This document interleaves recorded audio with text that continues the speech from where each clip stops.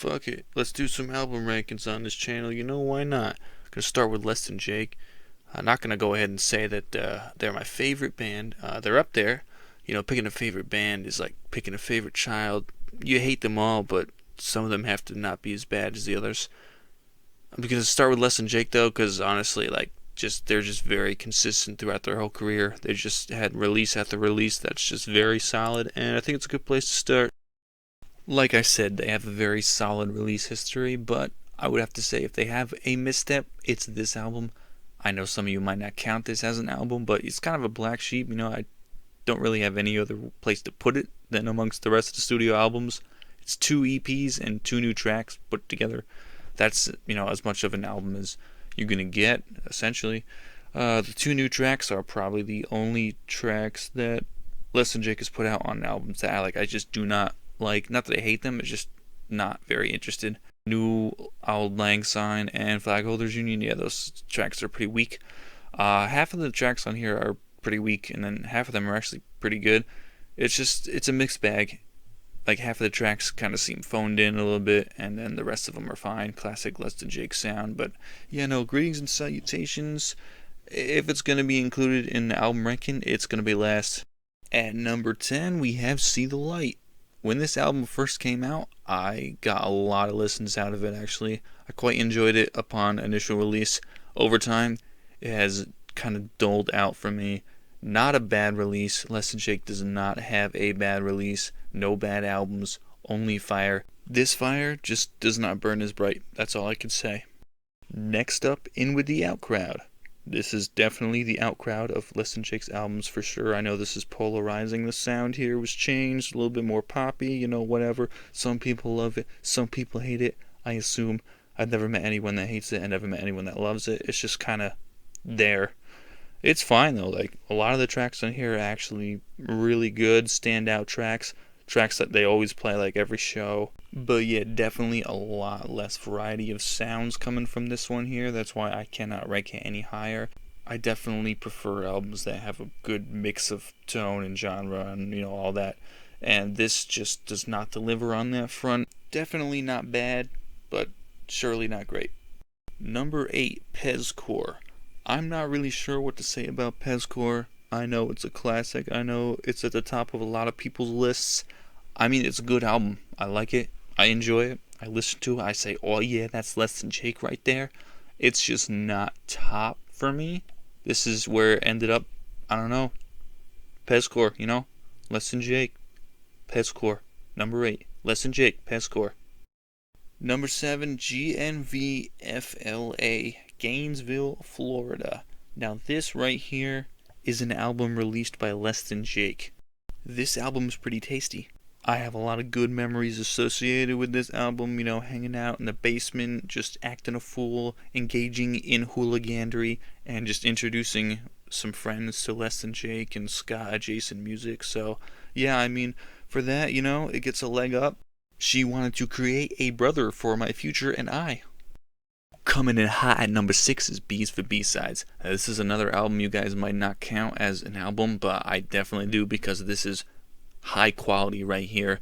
Now, most B-Sides albums are like collections of songs that were actually released as B-Sides, or they were on compilations, or they were just, you know, random songs that didn't make the cut but were released somewhere for some other thing, and the bands are like, hey, here's a collection of B-Sides and C-Sides and D-Sides and W-Sides and whatever they want to call it. But to my knowledge, the songs on here were not previously released before they were put on this album, so this is just essentially an album of brand new songs. These are top quality songs because they are, you know, B-sides from the Anthem recording sessions. We'll talk more about Anthem later, but the fact that these were all songs that didn't make the cut for that album and they're all still bangers, that says something. I mean, Robots 1, Humans 0, Portrait of a Cigarette Smoker, National Anthem, awesome. Good stuff. I mean, I maintain that National Anthem should have made it onto Anthem. I mean, come on. They both say Anthem. But hey, that's a rant for another day. B's for B-sides, good shit. Breaking into the top 5 with Borders and Boundaries. Now, my relationship with this album has certainly fluctuated over the years, but I do maintain that it is a pretty damn good album. It is definitely a lot more cohesive than B is for B-sides, obviously because this was intended as an actual album release and not just, a collection of B-sides. But either way, that's what puts it at top 5 here for me. But yeah, this is one of those albums that everybody's like, oh yeah, Borders and Boundaries, that's my favorite. What an underrated album. If you guys are all saying that, then maybe it's not as underrated as you think, you know what I'm saying? But yeah, solid release. I don't really have too much else to say. Getting down to the nitty gritty here with number 4, Losing Streak. We have entered the territory of truly great albums right now. Okay, we are on the precipice of some of the top things to ever be existed in musical times. Losing Streak. It is a great album. It's a classic. A lot of people's favorites here. Some people might say that putting it at number 4 is criminal. All that shit, I just give it the boot. Great tracks on here. Not the best tracks. That's all I'm going to say. I do think it's interesting to point out here, though. There's 2 re-recorded tracks on here. Johnny Quest thinks we're sellouts. I like the version on this album a lot better than Pezcore, but Jen doesn't like us anymore. I think the Pezcore version is a lot better. I would have personally replaced that track with Losing Streak, like the title track, which somehow ended up as a B-side and didn't make it on the album. I don't understand that, but that's just what I would have done. At number 3 is Less Than Jake's newest release, Silver Linings. I gotta say, I was blown away with how good this album was. I mean, for this late in their career, to put out a banger like this, amazing. I'm one of those grumpy old guys who's like, oh yeah, music was better back in the day, yada yada yada. I usually tend to not like newer releases by bands as much as, older releases. That's just how it works out. Most of the time, that's not always the case, especially not here though. I love Silver Linings. I can't say enough good things about it. Even the bonus tracks, Empty Lines, wow. Just great stuff, start to finish.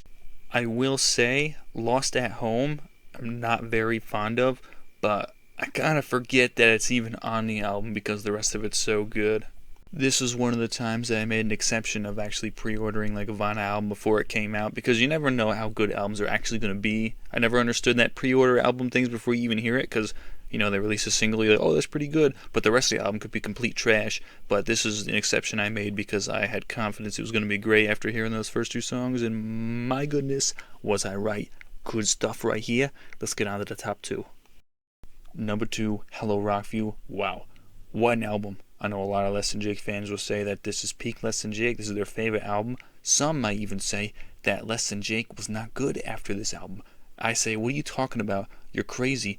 This was very good, but it's number 2. You see the number there? Number 2, Hello Rockview? It's not number 1, it's number 2. All seriousness though, this is a superb album, top to bottom, endlessly listenable. It has Less Than Jake's undeniably their best horn lines of any album, and it is just great. Finally, coming in at number 1, if you thought that it was going to be anything other than Anthem, you are smoking some wild shit.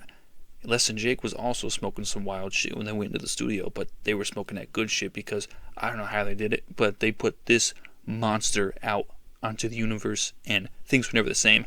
This is one of my favorite albums of all time. I like to throw this record on and have someone coddle me like a baby and just say, everything's going to be alright. Less Than Jake, Anthem is here.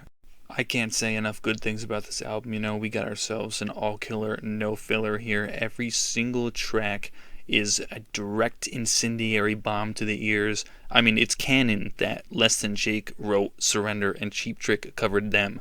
It's just fact. Anyway, I hope everybody enjoyed my super opinionated list about ranking albums and are really pissed off and they want to get in a big debate in the comments because, I'm wrong and nothing is subjective and go fuck yourselves. Less Than Jake, good shit.